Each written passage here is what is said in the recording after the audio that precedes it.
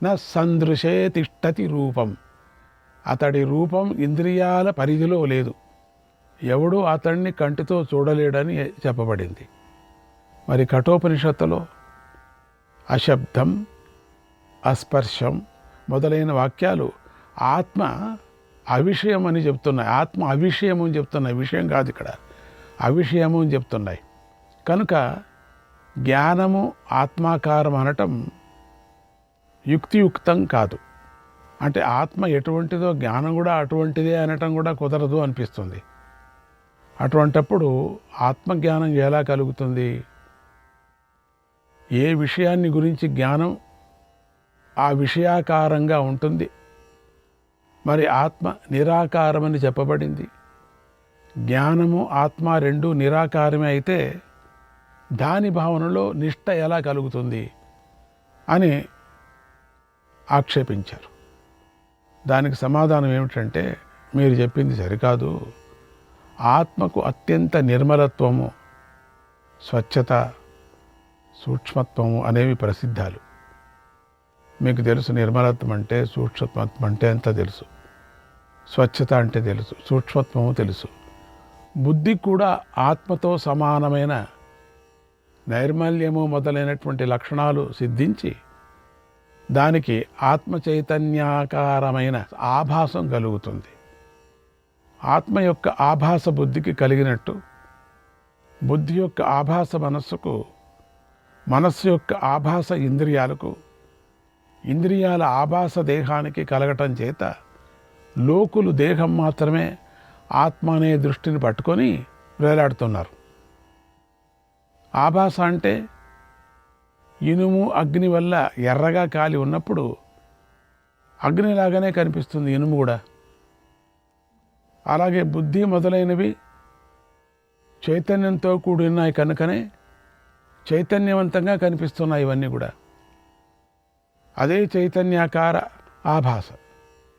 దేహ చైతన్యవాదులైనటువంటి లోకాయతికులు కూడా చైతన్య విశిష్టమైన దేహమే ఆత్మ అంటున్నారు. మనం లోకాయతికుల గురించి 2వ అధ్యాయంలోనే చెప్పుకున్నాం. అలాగే కొందరు ఇంద్రియ చైతన్యవాదులు, మరికొందరు బుద్ధి చైతన్యవాదులు, బుద్ధి కంటే కూడా ఇంకా లోపల వ్యక్తమయ్యే అవిద్యావస్థను ఆత్మ అని ఆశ్రయిస్తున్నారు. బుద్ధి మొదలు దేహం వరకు అంతటా ఆత్మ చైతన్యం యొక్క ఆభాసే ఉంది. ఇది బుద్ధి మొదలుగా దేహం వరకు అన్నీ ఆత్మ అనే భ్రాంతికి కారణమవుతోంది. కనుక ఆత్మ విషయమైన జ్ఞానము విధించరానిది. అంటే ఆత్మజ్ఞానం పొందదగింది అన్న విధి చెయ్యరానిదే ఉంది. మరైతే చేయవలసింది ఏమిటి అంటే, నామము రూపము వంటి అనాత్మ అధ్యారోపాన్ని తొలగించడం మాత్రమే చేయవలసింది. ఆత్మవిజ్ఞాన చైతన్యం పొందటం కాదది. అవిద్య చేత ఆరోపించబడిన సర్వ పదార్థాలు ఆకారమే. ఆత్మని మనం గ్రహిస్తూ ఉండటం చేత ఆ అవిద్యను పోగొట్టుకోవాలి. బ్రహ్మమందు అవిద్య చేత ఆరోపించబడిన దాన్ని నిరాకరించటం మాత్రమే కర్తవ్యమైంది. అంతేకాని బ్రహ్మజ్ఞానం కోసం ఏ ప్రయత్నము చేయవలసిన పని లేదు. ఎందుకంటే బ్రహ్మము చాలా ప్రసిద్ధము. తాడును చూసి పాముని భ్రమపడ్డాం. ఇది పాము అనే భ్రాంతి తొలగితే చాలు.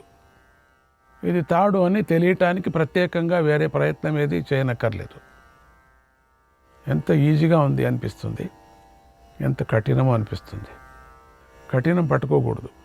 ఎక్కడెక్కడ మనకు సులభమైన పదాలతో అర్థమవుతుందో దాన్ని పట్టుకుంటే ఆ కఠినమైనదంతా తెలిసిపోతుంది. అసలు దాన్ని పట్టుకోవాలి మనం.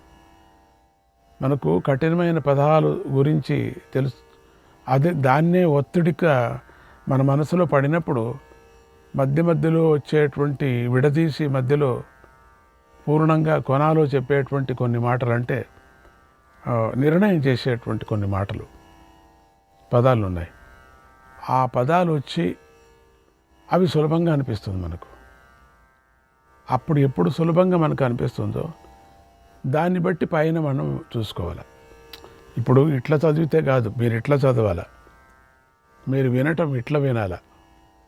పుస్తకం ప్రింట్ అయిన తర్వాత మీరు ఇట్లా చదవండి, అప్పుడు మీకు అర్థమైపోతుంది. ఇది చాలా కిటికీది. ఇట్లా వచ్చినప్పుడు కొన్ని సందర్భాలు, అన్ని సందర్భాలు అట్లా రాకూడదు. మీరు ఎక్కడ మీకు ఫైనల్ పదం అంటే మీకు అర్థమవుతాడు చెప్తున్నా, పదం సులభంగా వచ్చిందో అది పట్టుకోండి, వెనక్కి వెళ్ళిపోండి, మొత్తం అర్థమవుతుంది. దాంట్లో ఉండే అంతే కిటుకు. ప్రసిద్ధం అంటే ఎవరికంటే వారికి, ఎప్పుడంటే అప్పుడు, ఎక్కడంటే అక్కడ సిద్ధంగా ఉన్నది అని అర్థం. అవిద్య కల్పిత నామరూప భేదం చేత బుద్ధి అపహరించబడినందువల్ల అత్యంత ప్రసిద్ధము, సువిజ్ఞేయము, అతి సమీపము, ఆత్మస్వరూపము అయినది కూడా అప్రసిద్ధము. దుర్విజ్ఞేయము, అతి దూరము, అన్యము అయినట్టు అవివేకులకు అనిపిస్తుంది. బుద్ధి నుండి బాహ్యాకారం తొలగిన వారికి, గురుకృప ఆత్మప్రసాదము లభించిన వారికి మాత్రం దానికంటే సుఖము, సుప్రసిద్ధము, సువిజ్ఞేయము, అతి సమీపమైనది మరొకటి లేదు. చూసారా, ఇది అర్థమవుతుంది మనకు. దీంతో పైకి వెళ్ళాలి. ఎందుకంటే పరమాత్ముడు ఈ ఒక 18వ అధ్యాయంలో ప్రతి సందర్భంలోనూ ఎక్కడెక్కడ ఏ కఠినంగా మనకు చెప్పుకున్నాడో దాన్ని పోలుస్తూ ఇక్కడ చెప్పుకొని వస్తున్నాడు. అందుకని అవన్నీ ముందు అర్థమైంది అనుకోండి, 17 వరకు మీకు 18 సులభంగా అర్థమవుతుంది. అట్లా వేశాడు దీంట్లో, పరమాత్ముడే అట్లా చూపించాడు. అందుకని ఇక్కడ 9వ అధ్యాయంలో 2వ శ్లోకంలో ప్రత్యక్షావగమం ధర్మ్యం, ప్రత్యక్షముగా తెలియదగినది, ధర్మసహితమైనదని భగవంతుడు దీనినే చెప్పాడు. మేము పండితులం అనుకునే కొంతమంది ఆత్మవస్తువు నిరాకారము కనుక బుద్ధి దానిని పొందలేదు. అందువల్ల సమ్యక్ జ్ఞానంతో నిష్ట కలిగి ఉండటం అనేది దుస్సాధ్యం అంటారు. ఈ మాట కూడా నిజమే. కాకపోతే గురు సంప్రదాయం లేని వారికి, వేదాంత శ్రవణం చేయని వారికి, బయటి విషయాలపై అత్యంత ఆసక్తి కలవారికి, సరైన ప్రమాణాల యందు పరిశ్రమ చేయని వారికి ఆత్మవస్తువు తెలియటము దుస్సాధ్యమే అవుతుంది కదా. దీంతో మనం ముందుకు తెలుసుకోవటానికి కూడా మనకు ఈజీ అవుతుంది. కానీ గురు సంప్రదాయంలో ఉన్నవారికి, వేదాంత వాక్యాలను వినేవారికి, బయటి విషయాలపై ఏమాత్రం ఆసక్తి లేని వారికి, సరైన ప్రమాణాల్లో పరిశ్రమ చేసిన వారికి సమ్మగ్గి జ్ఞానంలో నిష్ట కలుగుతుంది, లేకపోతే కలగదు. అందుకని ఉపనిషత్తులు అప్పుడప్పుడు వేదాంత విచారం కూడా చేస్తూ ఉండాలి, వేదాంత పాఠాలు వింటూ ఉండాలి. వరుసగా వేదాంత పాఠాలు మీరు వింటే ఇది మీకు చాలా సులభమైండేది. ఒకప్పుడు స్వామీజీ చెప్పేవారు, ఎందుకంటే వేదాంత పాఠాలు విన్నవారికి చాలా సులభం ఇది. అందుకని వేదాంత పాఠాలు కూడా మనకు కావాలి. అందుకని ఇక్కడ గురు సంప్రదాయం ఊరికే ఉంటే అయ్యలేదు, గురువుని అనుసరిస్తే అయ్యలేదు. గురువు నోటి నుంచి ఇవన్నీ వినాలి. ఆ టైం లేదే, మనకు అర్థం కాదు మనకు. అందుకని గురు సంప్రదాయంలో ఉన్నవారికి, వేదాంత వాక్యాలను వినేవారికి, బయటి విషయాలపై ఏమాత్రం ఆసక్తి లేని వారికి, సరైన ప్రమాణాలలో పరిశ్రమ చేసిన వారికి సమ్యక్ జ్ఞానంలో నిష్ట కలుగుతుంది. ఎందుకంటే ఆత్మ చైతన్యం కానటువంటి మరొక వస్తువేది వారికి కనిపించదు. భగవంతుడు కూడా 2వ అధ్యాయంలో యస్యాం జాగృతి భూతాని అనే శ్లోకంలో ఈ విషయాన్ని చెప్పాడు. కనుక ఆత్మస్వరూపాన్ని పట్టుకోవాలంటే భేదబుద్ధిని తొలగించుకోవాలి.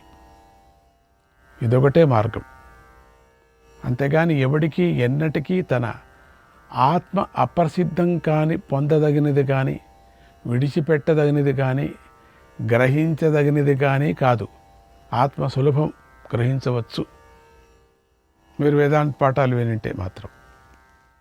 అదే గనక అప్రసిద్ధమైతే సర్వస్వార్థ ప్రవృత్తులు వ్యర్థమైపోతాయి కదా. ఎవడేం చేసినా తన కోసమే కదా. ఆ ఆత్మే అప్రసిద్ధమైనప్పుడు ఈ కర్మలు, ఈ జ్ఞానాలు ఎవరి కోసం?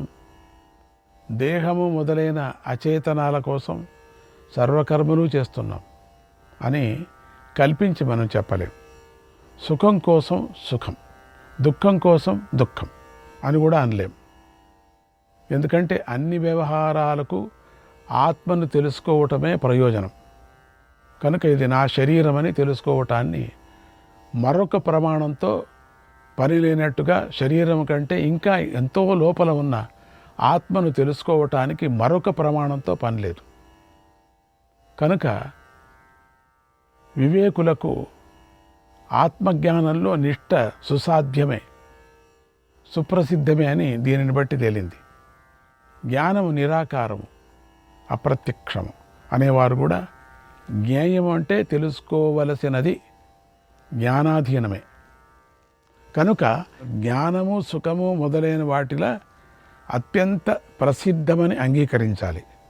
నిజం కదా, సులభంగా అర్థమవుతుంది చూస్తే, వేరే దారి లేదు.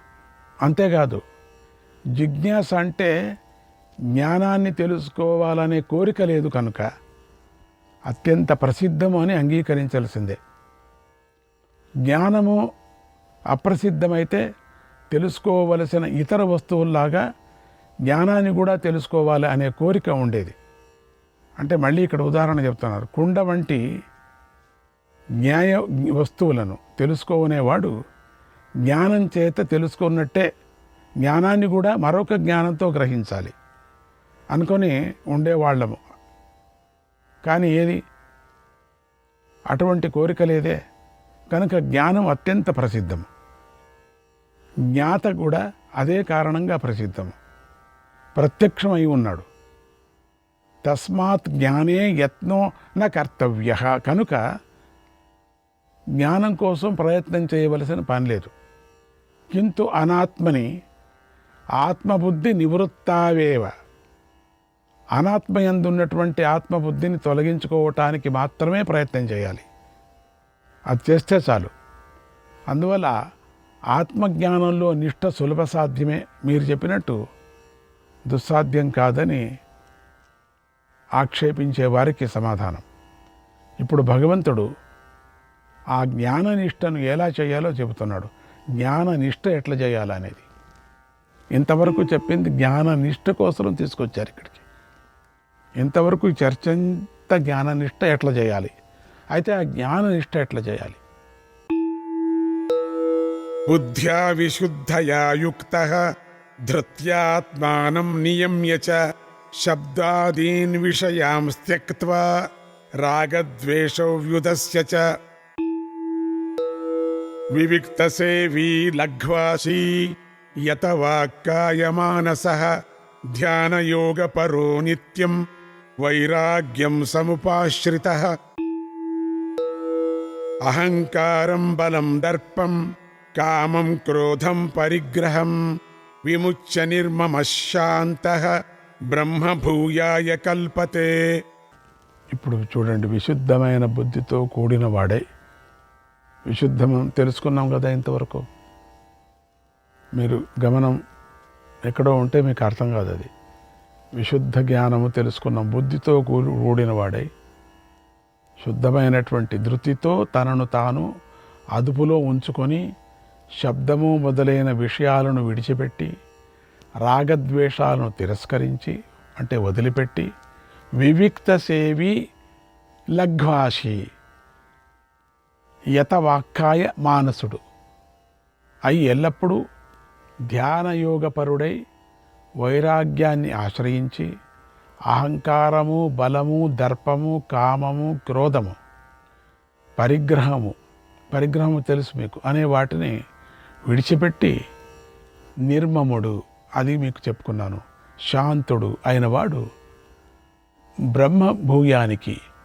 బ్రహ్మభూయానికి తగినవాడవుతాడు. జ్ఞాననిష్ట కావాలి అనుకునేవాడు విశుద్ధమైన అంటే మాయ తొలగిన నిశ్చయ స్వరూపమైన విశుద్ధ బుద్ధి గలవాడు కావాలి. బ్రహ్మతత్వ నిశ్చయం కలవాడు కావాలి. ధైర్యంతో కార్యకరణ సంఘాత రూపమైన తనను అంటే దేహాన్ని వశంలో ఉంచుకొని శబ్దాది విషయాలను విడిచిపెట్టినవాడు కావాలి. దీన్ని ముందు అధ్యాయాల్లో చెప్పుకున్నాం మనం. అంటే సందర్భాన్ని బట్టి ఇక్కడ శరీర స్థితికి అవసరమైనంత మాత్రమే తప్ప సుఖానికి కావలసిన ఎక్కువ విషయాలను విడిచి ఉండాలని చెప్పుకోవచ్చు. అన్నీ పైన వేసుకోవటం కాదు, ఎంత కావాలో అంత. శరీర స్థితి కోసం అవసరమైన వాటి యందు కూడా దాని మీద కూడా రాగద్వేషాలను విడిచిపెట్టాలి. అవసరమైంది తీసుకోవటమే కాక దాని మీద కూడా రాగద్వేషాలు వదలాలి. తర్వాత వివిక్త సేవి కావాలి. అంటే వివిక్త సేవి అంటే మీకు చెప్పాను అనుకోపర్యం వచ్చింది అక్కడ కూడా. అంటే ఏకాంత స్థలాలలో అరణ్య, నదీ తీర, పర్వత గుహాలు మొదలైన ఏకాంత స్థలాలను సేవించే స్వభావం కలవాడు కావాలి. అంటే పూర్ణంగా ఈ పత్తానికి వెళ్ళేటువంటి వాళ్ళకి ఇది బాగా అర్థమవుతుంది. మితంగా ఆహారాన్ని తీసుకోవాలి. లఘ్వాషి అంటే అర్థం ఇది. ఏకాంత సేవ, మితాహారం అనేవి మరియు నిద్ర మొదలైన దోషాలను తొలగించుకోవటం అనేది కూడా చిత్త ప్రసాదాన్ని అంటే చిత్తము శాంతించి తేలికపడటాన్ని కలిగిస్తాయి. మాటను, శరీరాన్ని, మనస్సును వశంలో ఉంచుకోవాలి. ధ్యాన యోగంలో అంటే జ్ఞానంలో నిష్ట కలవాడు కావాలి. ఈ విధంగా ఇంద్రియాలన్నిటినీ కర్మల నుండి మరలించాలి.